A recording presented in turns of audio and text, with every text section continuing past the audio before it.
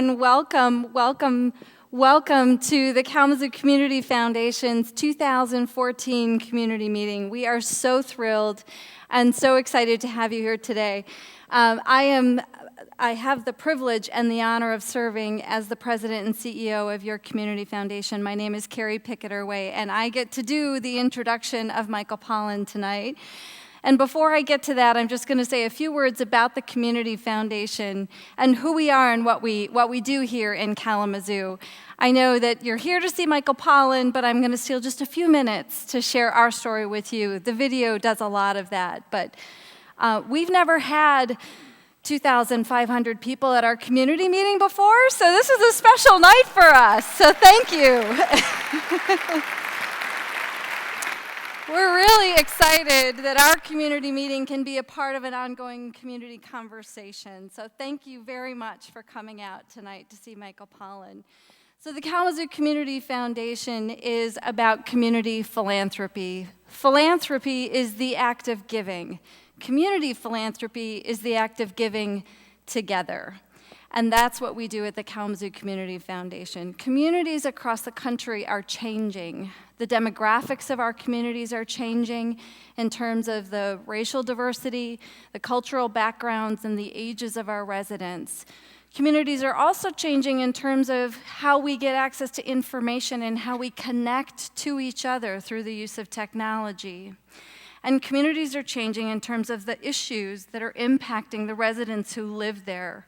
Our communities have to address issues today that they never had to think about 10 years ago or 50 years ago. So community foundations are also changing. We are adapting. We are evolving to be relevant to the community that we serve. So the Kalamazoo Community Foundation has been a grant maker in Kalamazoo County for almost 90 years, and we're a great grant maker. We do support some of the most amazing nonprofits in Kalamazoo County. But we also know that we have to add additional roles to our toolkit.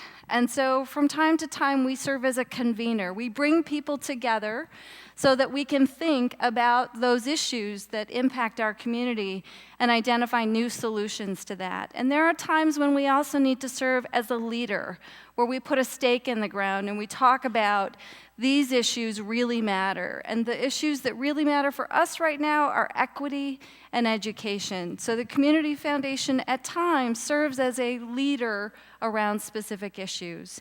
And then we're also, at times, looking for innovation, finding the bright spots in our community, thinking about what we can test and pilot, and how do we expand those bright spots, take them to scale in our community.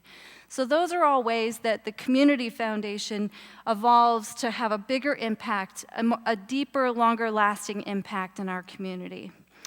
And so for those of you who've been listening to Michael Pollan and reading his books, there might be some key themes that sound familiar to you. And part of why we're excited to bring him to Kalamazoo is because those themes really resonate with the way we do our work. He talks about being local. He talks about the importance of sustainability. He talks about the value of diversity. And he talks about relationships of accountability. So when we talk about relationships of accountability, you can think about, somebody in Kalamazoo heading down to the farmer's market on Bank Street and purchasing a chicken from Otto's. You know where that chicken came from. You have a relationship with that vendor. You know what to expect. And if you're not happy with that product, Otto's knows that you're coming back next weekend and they're going to hear about it. So that relationship allows for accountability in a local community. We also think about the value of those relationships for the Community Foundation. We are accountable to our grantees, we're accountable to our donors, and they're accountable to us. And we're all in relationship with the community that we serve, the residents of Kalamazoo County. So we make that parallel, relationships of accountability, to the work that we do. We also value diversity within a system. We recognize that diversity isn't a challenge that we need to work around. Diversity is the assets, the treasures within the system that will help us understand complex problems and solve complex problems. So diversity is something that we see as an asset. as Michael Pollan speaks about it, diversity in the food system is an asset. And one of the other messages that he's really great at talking about is sustainability. If you're looking at a system to create a product that has value, and you can do that in a way that the process itself leaves the environment richer because of how it created that product, that's sustainability. And we apply that concept to our philanthropy in Kalamazoo. It's one thing to make an investment into the community to help people who are truly vulnerable, but if you can do that in a way that leaves the community stronger, that leaves that soil richer, that's sustainable philanthropy, and those are principles that we apply to our work. So you may hear some of those themes from Michael today, but one thing you'll hear often in what he says is the value of local. So the Kalamazoo Community Foundation, we are local. We have been making grants, providing leadership, and engaging with our community for almost 90 years. We have no interest in being a great global grant maker. We want to be the best local grant maker. We want to be the best local philanthropy that we can be. We're about Kalamazoo County. We always have been, and we always will be. And so with that, I am going to let you know that I'm about to introduce our featured speaker, Michael Pollan. I will be coming back up after his remarks to share some questions with him.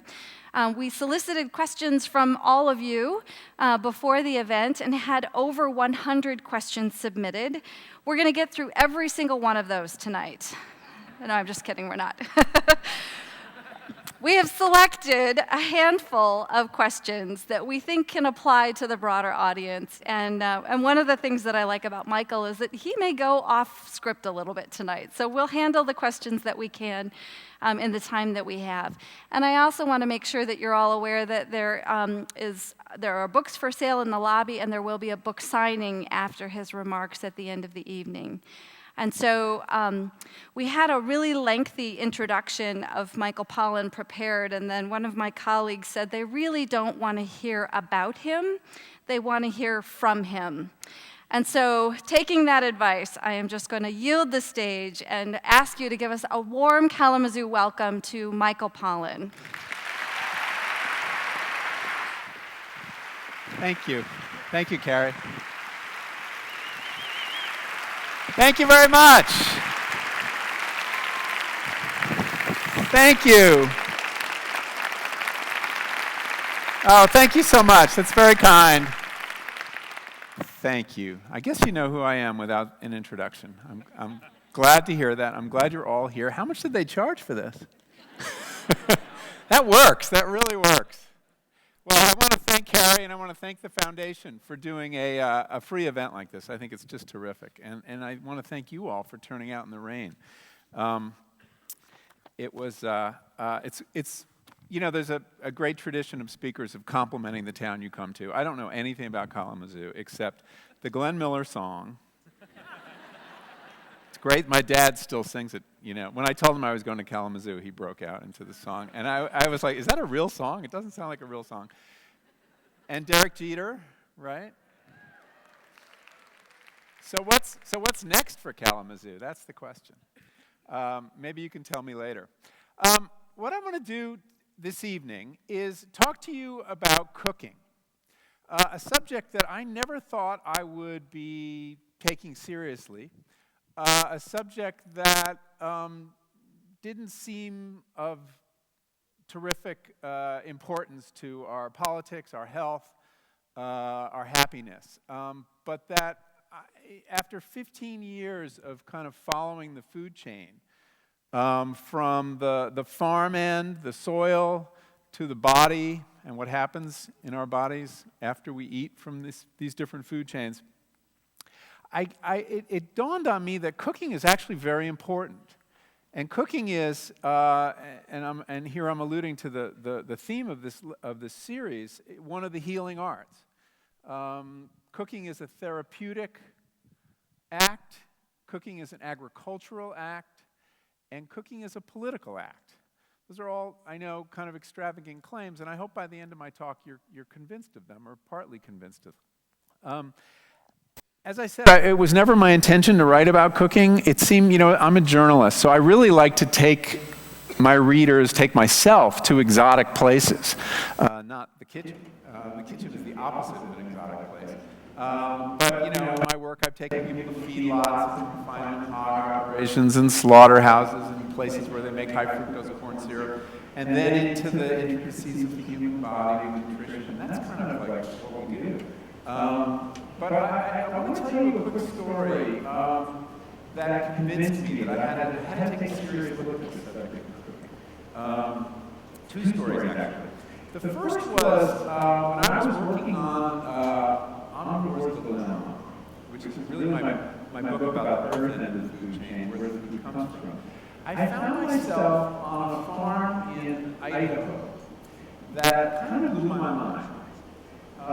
It was a potato farm, and it was a huge farm. Now, I'm from the East Coast. I'm used to kind of small, cute, picket fencey kind of farms, a couple hundred acres at the most. And here I was in the middle of the Magic Valley in Idaho, and there was a farm that was 35,000 acres growing potatoes for French fries. And I was there because I wanted to learn about genetically modified potatoes, which I was writing an article about, and they grew them there. But that actually wasn't what impressed me about this place. And the farmer, it was one of those farms that you see in the desert where it's divided into crop circles, and there's a big irrigation pivot that kind of like is going around like this continually. You've seen them from the air flying to California. And out of that, and each of the circles is 175 acres. They're huge. And there are these green coins stamped into the desert. And out of that irrigation pivot is coming the water, which you need because this is desert, and the fertilizer and the pesticide. It's all done automatically. And the farmer controlled his potato farm from a little bunker in the garage, and he had a computer screen with several of the circles on it. I forget how many circles there were. There were hundreds of these circles. And he could adjust the water and the pesticide and the fertilizer all from indoors. And the reason he liked this idea of farming remotely was that he was using some pesticides that he explained to me that were so toxic that after you sprayed them, you could not go into your field for 3 or 4 days. Even if the irrigation pivot broke and you had no water and you were going to lose 175 acres of potatoes, you let them go rather than go into this field. And I was like, wow, what is this pesticide? And why do you use it? And he told me it was called Monitor. And Monitor was used to control, I said, why do you have to use it? And he said, you have to control something called net necrosis. And I said, what's net necrosis? It sounded pretty bad. He said, it's a purely cosmetic defect in potatoes. If you've ever sliced open a potato and there's a little brown thread-like line or a little brown spot, that's net necrosis. And it occurs mostly in russet Burbank potatoes. And even though it doesn't actually damage them and it's not poisonous and it's not bad to eat, McDonald's will not take potatoes with net necrosis. So you must spray to control the aphids that spread it around, and that's why you use Monitor. And I said, well, would there be any other way to control it that might be a little less toxic and scary? And he said, well, yeah, you don't have to grow russet Burbanks. There's a lot of other potatoes. And I said, well, why do you grow russet Burbanks? And he said, because that's the only kind McDonald's takes.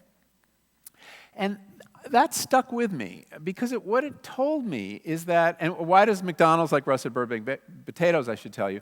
Well, they're the longest potato.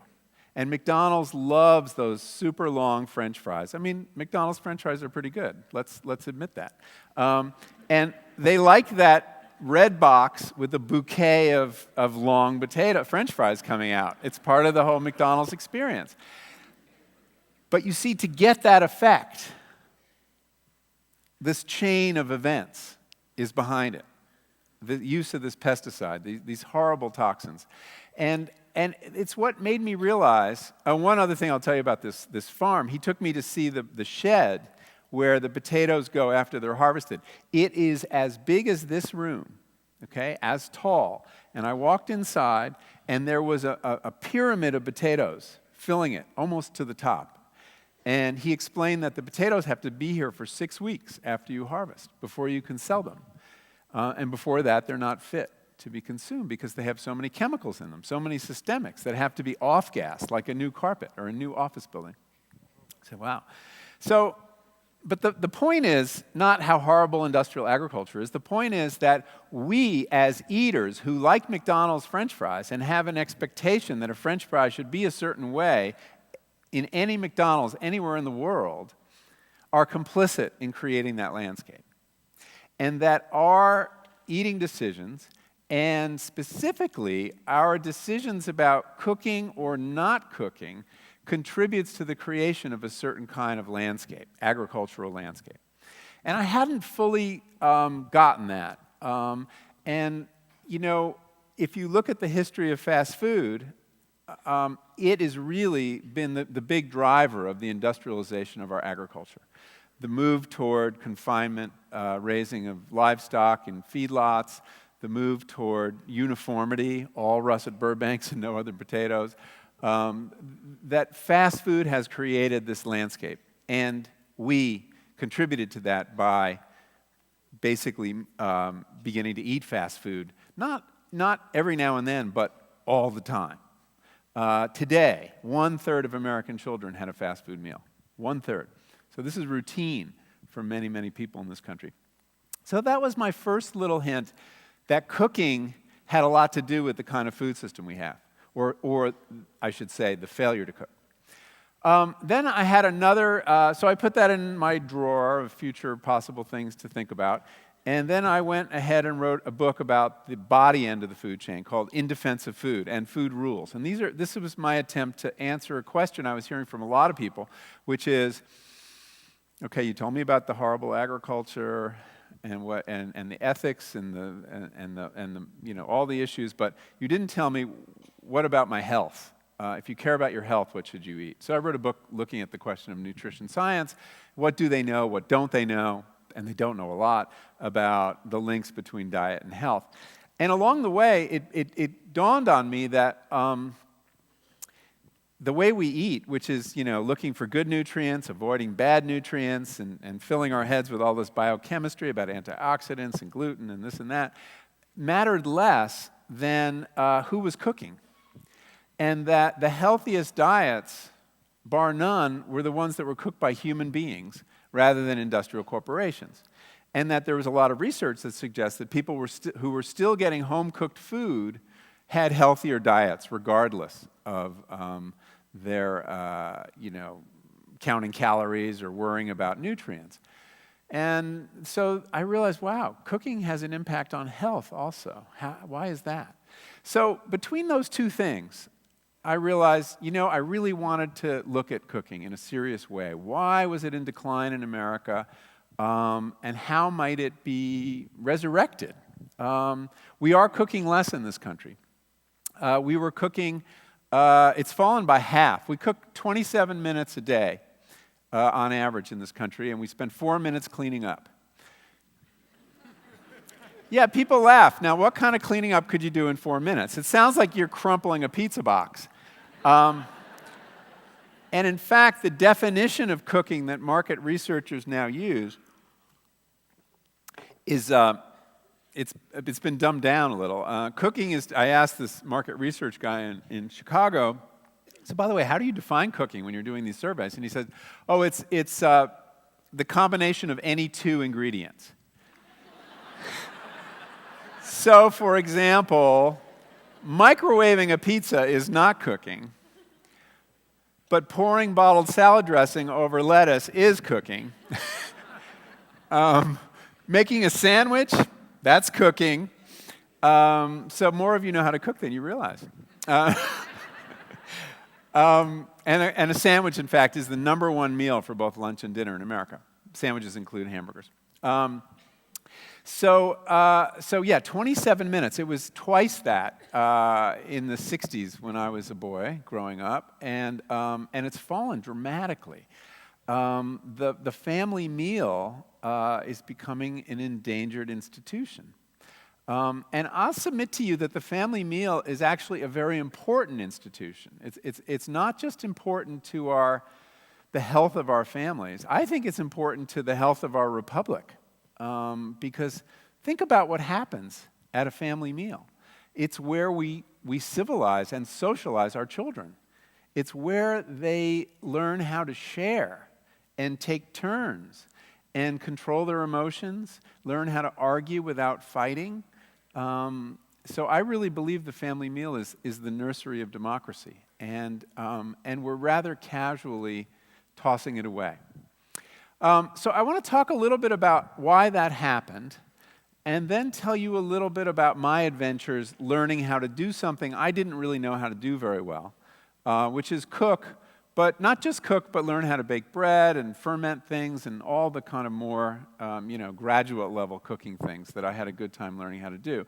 And this book that resulted is kind of an adventure story about a series of ordinary processes that turn out, when you look at them, not to be ordinary at all, but actually quite extraordinary. And I didn't want to write a book that tried to convince people to cook. I wanted to write a book that would reframe cooking as actually intellectually and sensually and emotionally really satisfying and really fun. And that was the challenge I set myself. So what happened to cooking? Well, and this is another thing that kind of like made me realize I had to look at this. At the same time, remember I just said we're down to 27 minutes? Well, how long is the average cooking show on TV? It's a half hour or an hour.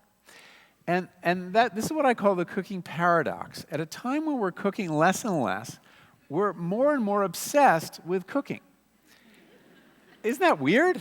I mean, so there are millions of Americans who spend more time watching other people cook on television than they spend cooking themselves. And I don't have to tell you that the food you see being cooked on television, as good as it looks, you never get to eat it. They eat it on television. So it's, you're turning this wonderful process into a spectator sport. And why should we be doing that? And this is a paradox that we should be. I mean, if you think about it, if you think of cooking as obsolete, and now we have companies who will do it for us, and we have all these processed foods in the supermarket. Look, there are a lot of things we've outsourced to corporations in our lives, right? I mean, we don't change the oil in our car anymore. We don't darn our socks anymore. We don't make our clothing. And we haven't looked back. We're all fine with that, having other people or big companies do it. But cooking, for some reason, is different. As it's leaving our lives, it's filling our imaginations. And I wanted to try to figure out why that was, too. I actually think the cooking shows are part of the reason we're not cooking. I think that they intimidate us. They make cooking look really hard. That it's something best left to professionals. I mean, think about some of these shows. I mean, I'm not talking about the daytime how-to shows. I'm talking about the primetime ones. They're competitions. There's a time clock running down like you're at a basketball game. And the tension is like, is mind-boggling. And there are these knives that are just flashing and so fast you could lose a finger. And then there's flames, fountains of flames everywhere. It really does look like I don't think I want to do this. And of course that's true of everything you see on television, right? Television is not about inspiring us. Television is about pinning us to the chair so we'll watch more television. And that's why there's so much violence on television. Really, it's so, old people are too afraid to go outside. No, it's true. It's true. TV feeds on itself. So we're not going to find things on television to inspire us to get off our butts and do things. And I could talk about pornography and whether pornography has led to more or less actual sex. And I tend to think it's led to less, much like cooking shows on television. But what happened? I want to give you a little bit more of the real history of what happened to cooking. The narrative you've all heard is that women went into the workforce beginning in the 60s and 70s and 80s, and there was no longer time for cooking. And there is some truth to that narrative, but the story's a little more complicated. And I spent a lot of time looking at that history, and it's very interesting. Food manufacturers, the people who make processed food, the General Millses of the world and Kraft, they had been trying to get into the kitchen of Americans for more than 100 years without success. The reason was that processed food is very profitable. You start with very cheap agricultural commodities, and you add convenience and novelty and health claims, whatever it is, and you sell them for a lot more money. So if you compare, let's take cereal, something we know about in this part of the world. A box of cereal has about 4 cents worth of grain in it, and it's sold for about $4. It's a very good business. And so the more you can sell people on food that's already been cooked in your factory, the more money you can make. The problem is that Americans have resisted this for a very long time. And American women who were doing most of the cooking resisted it particularly for a very long time. They felt for a long time that it was your kind of parental responsibility to put a real meal on the table. And in fact, there was this whole episode in the 50s when they first came up with, when General Foods, General Mills came up with cake mixes, that all you had to do was add water and mix and put in the oven. They flopped. And they did this market research. They thought this was such a boon. Why wouldn't people buy these? And they found that, well, the consumer was a little embarrassed at the idea that you would take to the church supper a cake and you would be complimented for, and could you accept this compliment had you really baked it? So they came up with a brilliant solution. So they were really just like, how can we break through? How can we break through on this? So they figured out if they left something for the cook to do, the baker to do, like crack open the egg. Because originally they were done with powdered eggs, right? Dehydrated eggs. But if they made her, and it was usually a her, open the egg, she could take ownership of the cake. And it worked. And people started buying cake mixes. So all of which is just to suggest that for a very long time there was great resistance to processed food. Now, when the feminist revolution hits and women begin to work in greater numbers, there was an enormous tension in the American household. And I know I'm old enough to have been part of that tension, and many of you are too. Sorry, I have to adjust my ear thing. Which was women were going to work, so how could they possibly also do everything they were doing at home? Which is to say, childcare, cleaning, laundry, and cooking. It was just too much. And in fact, there were a lot of uncomfortable conversations between men and women about how can we redivide labor, how can we redo the division of labor in the American household. And it was not a pleasant conversation, and men did not want to give, and women couldn't continue to do what they were doing. But if you asked women in focus groups, as was often done, which kinds of housework did you most want to give up, it wasn't cooking. Cooking was regarded as creative and pleasurable by a lot of people. It was the cleaning and the laundry. But it was the cooking that the industry saw as an opportunity. And so before this renegotiation of the division of labor could be completed, the American food industry stepped forward and said, stop arguing. We've got you covered. We'll do the cooking. And this, at a stroke, kind of removed this tension. And it let men off the hook. And it let women off the hook. It let everybody off the hook. And the moment where this is most kind of vivid, that you can see it, is that Kentucky Fried Chicken in the 70s or early 80s takes out an advertising campaign across the country, billboards everywhere. Big bucket of fried chicken in the red and white bucket with 2 words above, women's liberation. So you see they aligned their commercial goals with the aspirations of American women, and they redefined not cooking as a very progressive thing to do. It's brilliant. It was sort of like, Virginia Slims at around the same period of feminist cigarettes, right? I call it Fortune 500 feminism. And it's a very cynical thing. So cooking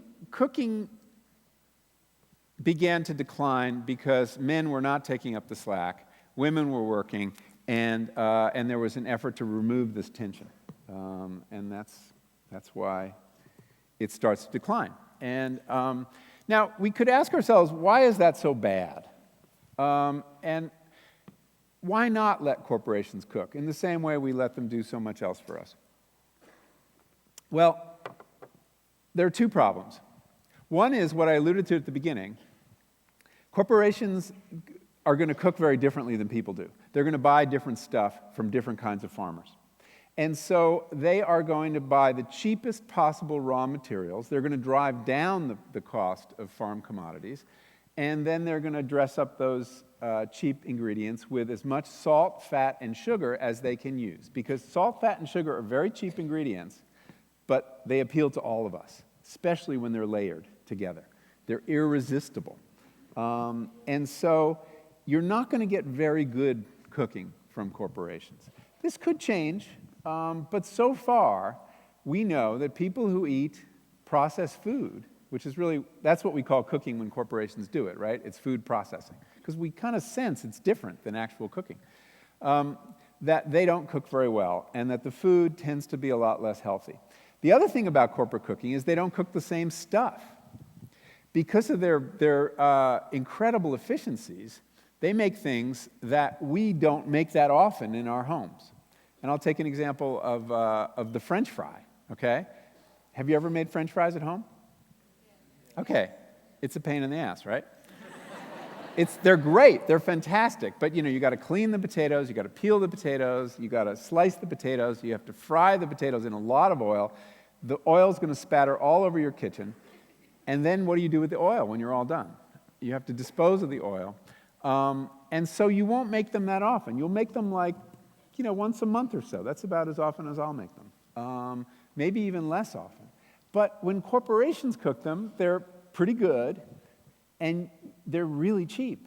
And you can have them 2 or 3 times a day, which most of us do. And so you see how you get into a problem when you move to corporate cooked food. The same with dessert. I mean, if you're cooking at home, you're not going to make dessert every night. That's just, you're not going to bake a cake, even a Duncan Hines fake cake. You're going to maybe have a piece of fruit or not have dessert during the week. But again, corporate cooking allows you to have inexpensive desserts engineered to be very appealing all the time. So you see, letting corporations cook your food also changes the kind of food you're going to eat. And that's a problem too. And as I said, they're not supporting the kind of agriculture that you might want to support. But the main thing is you have no idea what kind of agriculture they're supporting because they don't tell you about it. It all becomes opaque. And one of the reasons I became concerned about cooking is I was witnessing this amazing renaissance of local agriculture that I know is going on here. And you've got a farmer's market, 3 days of the week here. And I realized that this movement, which is such a powerful movement, not just for our health, because this food is so good, not just for the benefit of the farmers, but really for our communities. Because what's happening at the farmer's market is really about community, not just the exchange of money for food. Think about what happens at the farmer's market. We meet our neighbors, we meet farmers, our kids learn where food comes from, and they try new things. They're just this wonderful institution. And but I realized it was going to kind of top out because Otto, who's selling chickens here, if you don't cook chickens, you're not going to buy chickens from Otto, right? And so that's the other problem with corporate cooking. And the other thing about corporations, too, is they don't actually like the family meal. They actively undermine the family meal, and I'll tell you exactly how. they market food not to the parent, the gatekeeper, but to every member of the family, separately. They want you to buy the single-serving portion, the microwavable meal, which is never for a whole family. Because if they can divide and conquer the family, they will sell more food and there'll be more waste. So look next time you're in the supermarket and you're going down that amazing aisle with all those, the cuisines of every culture known to man in a bag. And you realize that they're not selling it to the whole family. I mean, I had this little scene in the book where my son, we were cooking all these meals and learning how to cook together, and he was like, hey, let's take a night off and get a microwavable meal. And I thought this could be good for the book. And so we went to the, as a writer, you're looking for material wherever you can find it. So we went to, you can hear me okay, right? Despite this crummy microphone. I might just go to this thing here. I'm going to stay here for a little bit because we have these microphones too. Yeah.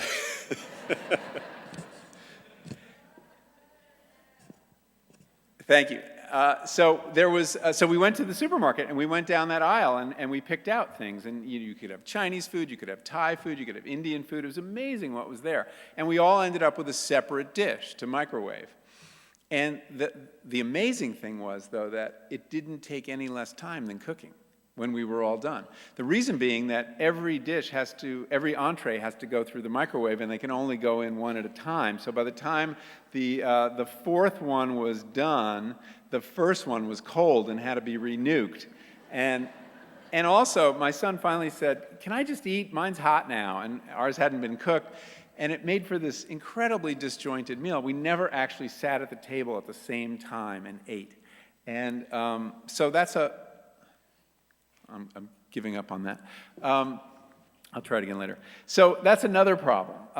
They want to get us to eat separately. They want to get us to snack, and we are.